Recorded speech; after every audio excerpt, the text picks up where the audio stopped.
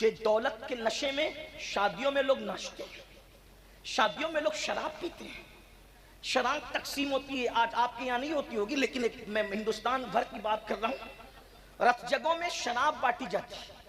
دولہے کے باپ کو دلہن کے باپ کو شرم نہیں آتی؟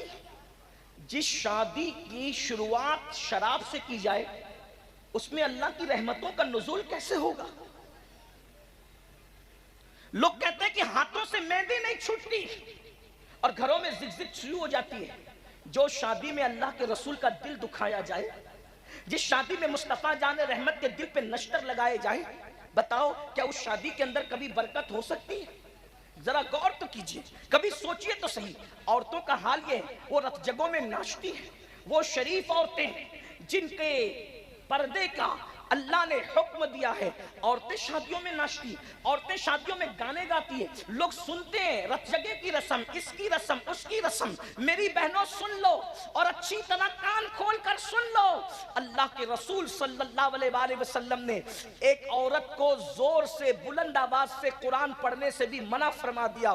فرمایا گیا عورت کی آواز بھی عورت ہے، عورت کو بلند آواز سے قرآن پڑھنے کی اجازت نہیں ہے. اب آپ مجھے بتائیں میرے بھائیوں، میری بہنوں، جس عورت کو بلند آواز سے قرآن پڑھنے کی اجازت نہیں، وہ عورت آخر گانے کیسے گا رہی ہے؟ وہ عورتیں ناچ کیسے رہی ہے؟ اور پھر اس شادی میں برکت کیسے ہو سکتی ہے؟ اللہ اکبر. تو یاد رکھنا اللہ رب العزت کی پکڑ بڑی سخت ہے، اور جب اللہ کسی پہ پکڑ کرتا ہے اس کے گناہ کی وجہ سے تو دنیا کی کوئی طاقت بچا نہیں سکتی. میرے بھائیوں، آج لوگوں کا یہ ذہن بنتا جا رہا ہے، ارے مولانا آخرت میں جو ہوگا دیکھا جائے گا. میرے بھائی، اللہ آخرت میں جو پکڑ کرے گا وہ تو کرے گا.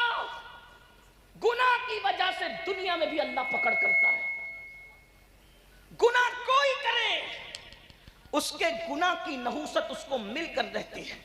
ایک بزرگ فرماتے ہیں جب رات کو مجھ سے کوئی گناہ ہوتا ہے تو صبح اس گناہ کا اثر میرے بچوں میں مجھے نظر آتا ہے، میری سواری میں مجھے نظر آتا ہے. لوگوں نے پوچھا وہ کیا؟ کہا رات کو اگر میں گناہ کرتا ہوں تو صبح میری اولاد میری نافرمانی کرتی ہے، صبح میری سواری میری نافرمانی کرتی ہے. پتا چلا اولاد غدار یوں ہی نہیں ہوتی، ہر اولاد کو ماں باپ سے پیار ہوتا ہے. جب تم اللہ سے غداری کرتے ہو تو اللہ تمہیں صدمے دینے کے لیے بطور عذاب تمہاری اولاد کو تمہارا غدار بنا دیتا ہے. ورنہ لوگ آج کتنا پڑھا رہے ہیں، یہ پڑھا رہے ہیں، وہ ڈگری دلا رہے ہیں، لیکن بتاؤ کل کے ان پڑھ بچے، کل کے جاہل بچے ماں باپ کے جتنے وفادار تھے، کیا آج کے پڑھے لکھے بچے اتنے وفادار ہیں؟ لوگ کہتے ہیں بچے پڑھے لکھے نہیں ہیں اس لیے بے وفا ہیں. میں نے کہا 50 سال پہلے اتنی بڑی ڈگریاں تھی نہیں مسلمانوں کے پاس بظاہر، پھر بھی بچے وفادار تھے. وجہ کیا تھی؟ ان کے ماں باپ خدا کے وفادار تھے، اللہ نے اولاد کو ان کا وفادار بنا دیا تھا.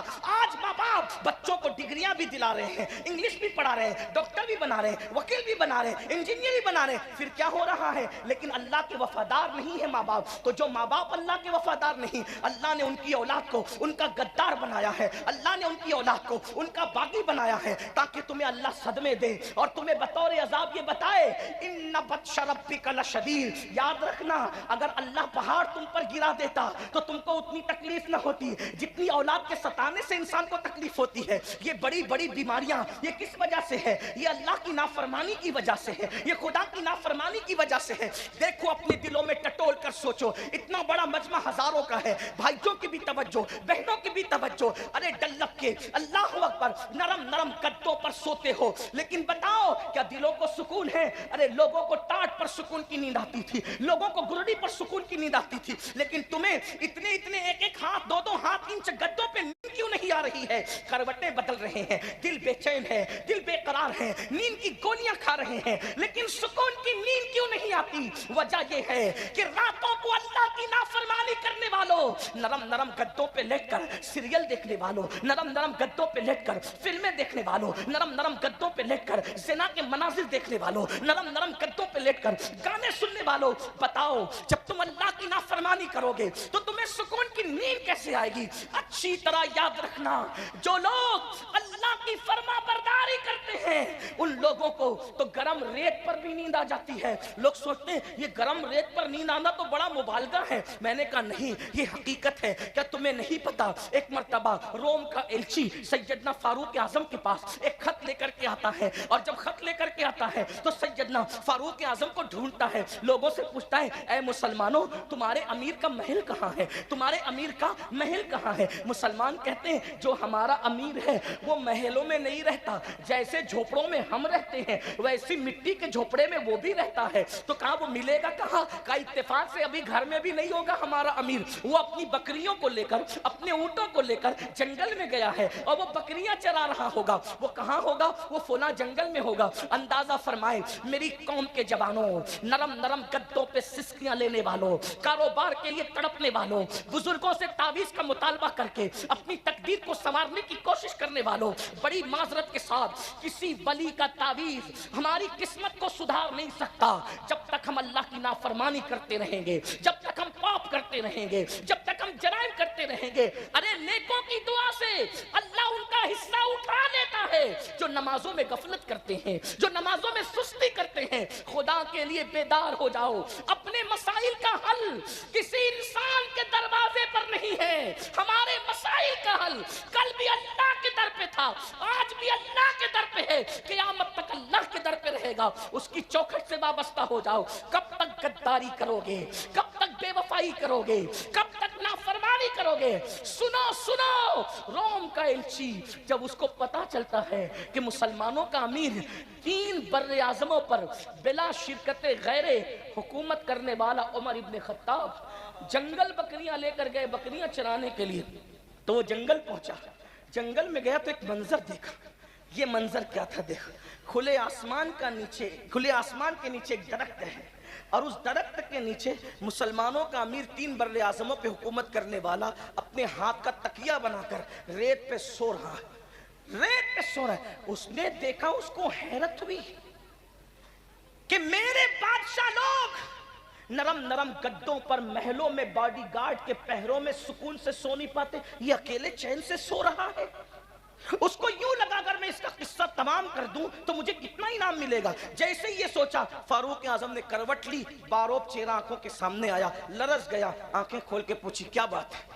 اس نے کہا روم کا ایلچی ہوں، خط لایا ہوں، لیکن اس سے پہلے ایک بات پوچھتا ہوں، ہمارے آقاؤں کو تو نرم گدوں پہ نیند نہیں آتی، آپ اتنی سکون سے ریت پہ کیسے سو رہے ہیں؟ فاروق اعظم کا جملہ تھا جو ظلم نہیں کرتا اس پر کبھی ظلم نہیں کیا جاتا.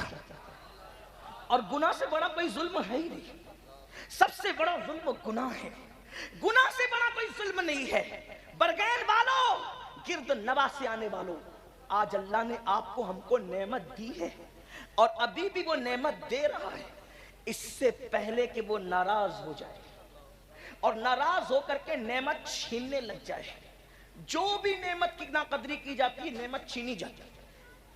ہندوستان کے کئی علاقوں میں مسجدوں کے اوپر کے مائک سے اذان پہ پابندی لگی.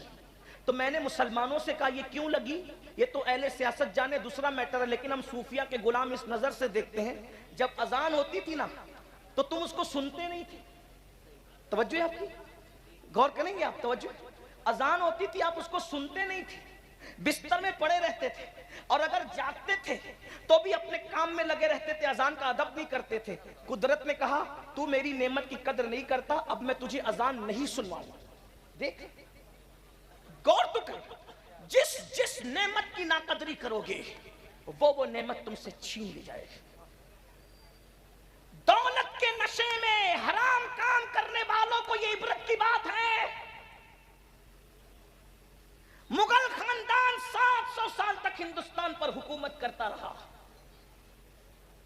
اتنے پاپ اور عیاشیاں کی ان کے بعض لوگوں نے، کچھ اچھے بھی تھے لیکن زیادہ تر پاپی تھے، ان کے ایک شہزادے کا ایک لڑکی کے ساتھ چکر ہو گیا.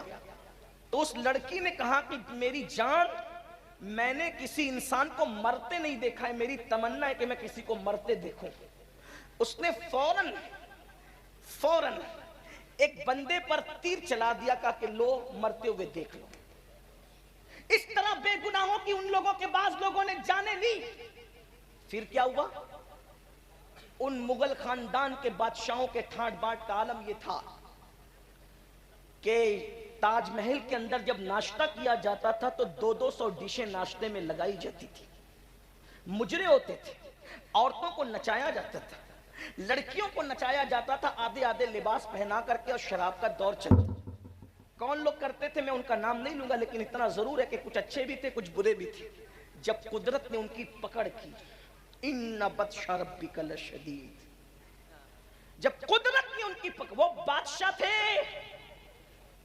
اپنی چند دکانوں پر اور چند پراپرٹیوں پر غرور اور گھمنڈ کر کے شادیوں کے موقع پہ اللہ کی نافرمانی کرنے والوں، خوشیوں کے موقع پہ اللہ کی نافرمانی کرنے والوں، کان کھول کے سن لو، اس سے پہلے کہ دولت کو زوال آئے، اس سے پہلے کہ عزت کو زوال آئے، اس سے پہلے کہ اللہ اکبر قدرت اپنی نعمتوں کو چھین لے، ذرا غور سے سن، مغلوں کا حال یہ تھا کہ 200 ڈشیں،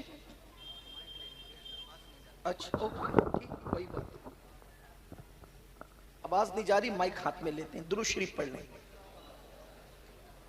بلند آواز سے پڑھ لیں درود شریف، زیادہ دیر آپ کو نہیں سنانا ہے، تھوڑی سی بلند آواز سے پڑھ لیں درود شریف۔ اللہ رب محمد صلی اللہ علیہ وسلم نحن عباد محمد صلی اللہ علیہ وسلم صلاۃ و سلام علیک یا جد الحسن والحسین وعلی آلک و اصحابک یا جد الغوث الثقلین۔ جب ان کو زوال آیا، وہ 200 ڈشوں کے ناشتے کرنے والے بادشاہوں کی نسل کو جب زوال آیا تو حال یہ تھا، ان کا آخری بادشاہ جس کو دنیا بہادر شاہ ظفر کہتی ہے، حالانکہ بہادر شاہ شرابی تھا، میں یہ نہیں کہہ رہا ہوں، وہ عیاش تھا، یہ نہیں کہہ رہا ہوں، لیکن کہہ رہا ہوں باپ داداؤں کے کیے ہوئے جرائم اولاد کو بھگتنے پڑتے ہیں، باپ داداؤں کے کیے ہوئے گناہوں کی سزا اولاد بھگتتی ہے، اور باپ داداؤں کی اچھائیوں کی برکتیں بھی اولاد کو مل کر کے رہتی ہے۔ ذرا توجہ کرنا، آج اپنی اولاد کو خوش دیکھنے والوں، اگر تاش کے پتے کھیلتے رہو گے، جوا کھیلتے رہو گے، شادیوں میں شراب تقسیم کرتے رہو گے، شادیوں میں خود ناچو گے، نچاؤ گے اور اللہ کی نافرمانی کرو گے، تمہیں بھی تکلیف آئے گی، تمہاری نسلوں کو بھی تکلیف آئے گی۔ اللہ سے ڈرو، خدا کا ڈر اپنے دل میں پیدا کرو۔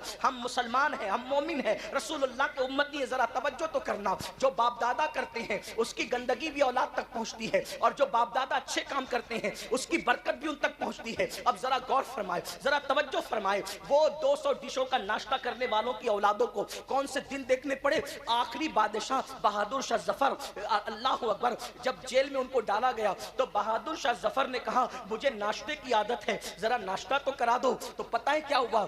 2 بیٹوں کے کٹے ہوئے سر پانی میں ابال کر ان کے سامنے تشتے میں رکھے گئے، لو بہادر شاہ ناشتہ کر لو۔ اور جب آخری مقدمہ بادشاہ لڑ رہے تھے اپنی زندگی کا کورٹ کے اندر، تو بادشاہ کے سر پر جو ٹوپی تھی وہ میلی ٹوپی تھی، کپڑے پھٹے ہوئے تھے، بادشاہ کے کپڑے پھٹے ہوئے تھے۔ دنیا نے یہ عبرت انگیز تماشا دیکھا، اللہ اکبر، 700 سال تک کی جن کی حکومتوں کا سورج کبھی غروب نہیں ہوا، جن کے کر و فر کا عالم یہ تھا، بہنوں کی بھی توجہ، جن کی عورتوں کو دودھ اور چندن سے نہلایا جاتا تھا، جن کی عورتوں کو شادی میں اور خوشیوں کے موقع پہ بالوں بال موتی پروئے جاتے تھے۔ ہاں کچھ عورتیں تو مغلوں کی ایسی تھی، روزانہ ان کے نہانے کے لیے ہر دن نیا حمام بنایا جاتا تھا، نیا حوض بنایا جاتا تھا۔ جب مغلوں کی عورتیں چلتی تھی تو صرف ان کے کپڑوں کو زمین پر وہ نہ لگ جائے، ان کے دوپٹے اور ان کے دامن کو اٹھانے کے لیے درجنوں کنیزیں پیچھے پیچھے چلا کرتی تھی۔ میری بہنوں یاد رکھو، یہ عیاشیاں کی گئی تھی دولت کی بنیاد پر، یہ عیش کیے گئے تھے، خدا کو بھلا دیا گیا تھا۔ کیا دن دکھایا قدرت نے کہ آخری بادشاہ اس خاندان کا چشم و چراغ، حالانکہ وہ آدمی ٹھیک ٹھاک تھا لیکن لمحوں کے گناہوں نے صدیوں کی سزا پائی کے طور پر جب وہ بادشاہ مقدمہ لڑ رہا تھا، میلی ٹوپی پھٹے کپڑے اس کے بدن پر تھے، اور جانتے کیا تھا؟ اس کے منہ سے کچھ بات نکل رہی تھی، ہاتھ سے کچھ اشارے کر رہا تھا۔ لوگ کہتے ہیں ہاتھ اور منہ ایک دوسرے کا ساتھ نہیں دے پا رہے تھے، کیونکہ بادشاہ کو اتنی بھوک لگی تھی کہ وہ جو منہ سے کہہ رہے تھے وہ اشارہ کر نہیں پا رہے تھے۔ یہ حال دنیا نے دیکھا۔ اللہ کے بندو، کیا تم بھی یہی چاہتے ہو کہ اللہ تمہارے مال کو بھی اسی طرح زوال پذیر کر دے؟ جب بادشاہوں کو یوں زوال پہ لاتا ہے تو کیا تم عروج کی توقع رکھتے ہو، عروج کی تمنا رکھتے ہو؟ ابھی میں نے کہا کہ باپ دادا نیک ہوتے ہیں تو اس کی بھی برکتیں اولاد کو ملتی، اور پاپی ہوتے ہیں تو اس کی نوسط بھی اولاد کو ملتی ہے۔ کیا آپ نے قرآن نہیں پڑھا؟ جب حضرت موسیٰ اور حضرت خضر ایک بستی میں گئے تو گرتی ہوئی دیوار کو انہوں نے تعمیر کیا، توجہ ہے، گرتی ہوئی دیوار کو تعمیر کیا، تو حضرت موسیٰ علیہ السلام کو حضرت خضر نے یہی کہا کیا کہ ان کا باپ نیک تھا. مفسرین کہتے ہیں, بعض لوگ کہتے ہیں 10واں دادا نیک تھا, بعض لوگ کہتے ہیں 14واں دادا نیک تھا, بعض لوگ کہتے ہیں 22واں دادا نیک تھا. مجھے بتاؤ 22واں دادا نیکی کرے, 10واں دادا نیکی کرے, 14واں دادا نیکی کرے تو نیچے نیچے اولاد تک اس کو برکتیں نصیب ہوتی ہے. ارے اگر تم بھی نیکی کرو گے تو کیا اللہ اس کی برکتیں تمہیں عطا نہیں فرمائے گا, تمہاری نسلوں کو عطا نہیں فرمائے گا؟ کیا نہیں دیکھتے کسی خاندان میں اتنے ولی کبھی پیدا نہیں ہوئے جتنا مولا علی کی خاندان میں ولی پیدا ہوئے؟ اس کی وجہ یہ ہے کہ اس خاندان کی خاتون جسے دنیا سیدہ طیبہ طاہرہ عابدہ زاہدہ راکعہ ساجدہ نقیہ تقیہ زکیہ ام ابیہا فاطمہ الزہرا کہتی ہے, انہوں نے اتنی نیکی اختیار کی کہ ان کی نیکی کی برکت اللہ قیامت تک ان کی نسلوں کو عطا فرمائے. دیکھ رہے ایک خاتون کی نیکی کی برکت نے پوری نسل کو جہنم سے بچا لیا, پوری نسل کو. آقا ارشاد فرماتے ہیں اللہ نے فاطمہ کی اولاد پر جہنم کی آگ کو حرام کر دیا. ایک ماں اگر نیک ہو جائے, توجہ, ایک ماں اگر نیک ہو جائے تو قیامت تک اس کے سارے بچے جنتی ہو جائیں. توجہ, یہ حدیث ہے, یہ حدیث اہل سنت کی کتب میں ہے کہ فاطمہ الزہرا نے اتنا تقوی اختیار کیا کہ قیامت تک اس کی اولاد پر جہنم حرام ہو گئی. اسی لیے جو عند اللہ سادات ہیں, عند اللہ, اس وقت تک انہیں موت نہیں آئے گی جب تک وہ سچی توبہ نہ کر لیں. عند اللہ کی بات کر رہا ہوں, عند الناس تو بہت ہے, عند اللہ کی. علماء سے پوچھنا یہ عند اللہ کا مطلب کیا ہوتا ہے؟ یہ عند اللہ اتنا نازک ہے کہ اس پہ گفتگو کروں تو بہت سارے لوگ ناراض ہو سکتے ہیں, لیکن آپ کو علماء سے پوچھنا کہ عند الناس تو بہت, عند اللہ جو سادات, اور جو عند اللہ ہے نا پھر ان کو دیکھ کر بھی خدا یاد آتا ہے. ان کی سادگی جدا ہے, ان کے چہرے جدا ہیں, ان کا انداز جدا ہے. اور بیرگین والوں کو تو کہیں دور جانے کی ضرورت ہی نہیں ہے, جا کے میرے ماہریرہ کے سرکاروں کی زیارت کرنا. ارے آج رونقوں کا یہ عالم ہے تو آل رسول احمدی کے زمانے میں رونقوں کا عالم کیا ہوگا, سرکار ابو الحسین احمد نوری کے زمانے میں رونقوں کا عالم کیا ہوگا, حضور اچھے میاں کے دور میں ان کے کردار کی اچھائیوں کا عالم کیا ہوگا. کہ وقت کا مجدد کہتا ہے کہ تیرے پلے میں اچھوں کا میاں آیا, وہ اچھے میاں آیا. ناموں سے رضا کے اب مٹ جاؤ گناہ کا, ناموں سے درود شریف پڑھ لیں.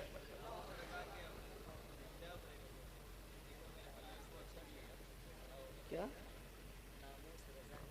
ناموں سے رضا کے اب مٹ جاؤ برے کاموں, وہ میرے پلے میں وہ اچھے میاں آیا, اور وہ اچھے میاں کے آیا بلکہ اچھوں کا میاں آیا.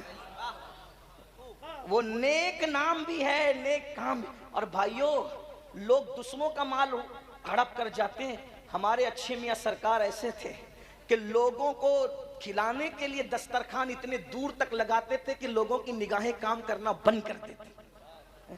یہ ہے سرکار اچھے میاں کے. تو میں اپنی بات کو سمیٹتے ہوئے عرض کروں, اگر اچھے کام کرو گے, سیدہ فاطمہ جیسا تو کوئی اچھا ہو بھی نہیں سکتا.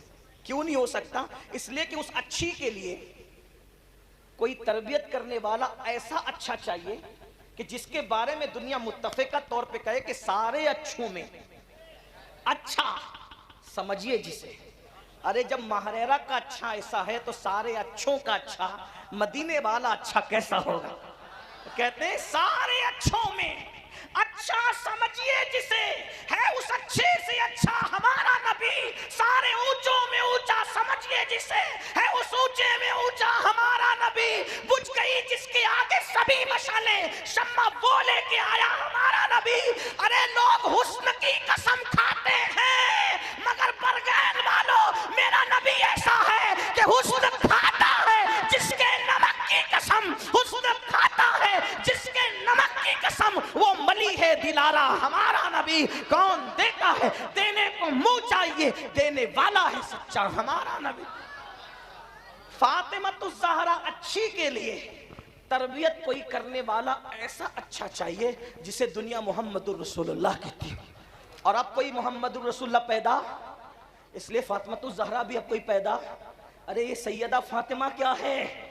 ہماری کتابوں میں لکھا ہوا ہے کہ جس دن سیدہ کی ولادت ہوئی، جس دن، توجہ کرنا، وہ جب دنیا سے گئی تب تو بہت بلندی تھی، جس دن صرف پیدا ہوئی تھی، توجہ ہے آپ کی، اس لیے کہ آپ نے شادی خانہ آبادی کے ساتھ ذکر شہید کربلا بھی رکھا۔ لیکن ایک مشورہ دوں گا، اگر ہو سکے تو شادی کے موقع پر کربلا کا نام شامل نہ کیا کریں۔ جب کربلا ہو تو شادیاں نہ ہو، اور جب شادیاں ہوں تو کربلا، اس کا خیال کریں۔ ہاں ذکر امام حسین کر دیجیے، جشن امام حسین کر دیجیے، لیکن اس میں کربلا کس لیے؟ جب کربلا آئے گا تو ہمارے جذبات پھر ہمارے قابو میں نہیں رہتے، اس کا آئندہ خیال رکھنا۔ لوگ جشن شہید کربلا ہی مناتے، میں نے کہا اللہ اکبر، شہیدوں کا کیا جشن ہوتا ہے، یاد منایا کریں، تھوڑا اس پہ توجہ کریں۔ حالانکہ علماء نہیں کرتے ایسے، پبلک ان کے مشورے کے بغیر کرنے لگتے تو ہو جاتا ہے۔ چلیں چھوڑے اس کو، بات کیا کر رہا تھا میں، ورنہ اسی میں بات طویل ہو جائے گی، اس عنوان کو چھوڑ دے بھی۔ کیا کہہ رہا تھا میں کہ جس دن سیدہ کی ولادت ہے، ہماری کتابوں میں ہے کہ پورا مکے کا افق نور سے بھر گیا، اہل سنت کی کتب میں، ذمہ داری میری ہے۔ اور جس دن آپ پیدا ہوئی ہیں اس دن جبریل آ کر کہتے ہیں یا رسول اللہ، اللہ آپ کو بھی سلام کہتا ہے اور آپ کی شہزادی فاطمہ کو بھی سلام کہتا ہے۔ جس دن پیدا ہوئی ہے اس دن سلام آیا ہے، غور فرمائیں، جس دن پیدا ہو اس دن عرش سے سلام آتا ہے۔ یہ سیدہ پاک کی ذات ہے، ان جیسا کوئی متقی تو ہو بھی نہیں سکتا، لیکن کم سے کم اگر مائیں اتنی متقی ہو جائے کہ وہ گانا سننے سے رک جائے، وہ سیریل دیکھنے سے رک جائے، وہ فلم دیکھنے سے رک جائے، تو میں کہتا ہوں کہ کم سے کم 1-2 نسل تک تو برکت باقی رہے گی۔ ایک بات آپ کو بتاؤں، ماؤں کا تقویٰ بچوں کو بہت متاثر کرتا ہے۔ آپ نے سنا ہوگا، ایک بات میں آپ کو بتاؤں کس طرح بچوں کو متاثر کرتا ہے۔ آج ہماری مائیں جو بچوں کو نہ نمازی بنا پاتی ہے، نہ وضو سکھا پاتی ہے، نہ غسل سکھا پاتی، لیکن ہمارے مرشد، چونکہ ماریرہ شریف کے قریب میں بیٹھا ہوں تو مجھے اس وقت ماریرہ یاد آ رہا ہے، ماریرہ شریف